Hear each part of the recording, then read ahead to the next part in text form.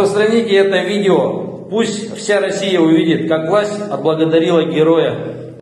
31 июля 2025 года. Республика Саха-Якутия, город Алекинск, улица Спасская, 98, квартира 15. Измайлов Евгений Николаевич, ветеран боевых действий, участник СВО, получил по решению суда жилое помещение от города Алекинска. Но вместо благоустроенного жилья получил эту развалину.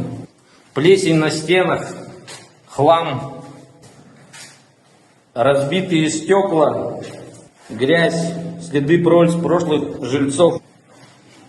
Такую вот квартиру выдали герою СВО. Сломанная сантехника, ржавые трубы.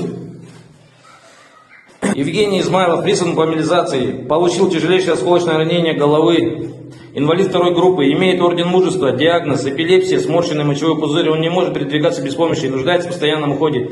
Суд подтвердил его право на очередное жилье.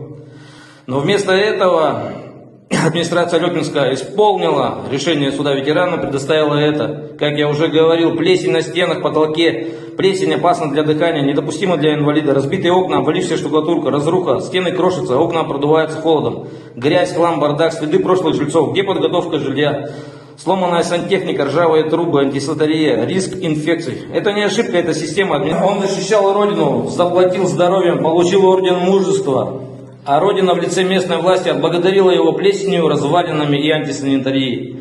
Это не просто халатность, это глумление над ветеранами и презрение к закону. Семья Измайловых заплатила страшную цену. Один из братьев погиб, защищая страну. Второй, едва похоронив родного человека, снова отправляется исполнять воинский долг. И в это время их семья сталкивается с равнодушием и унижением от местной власти.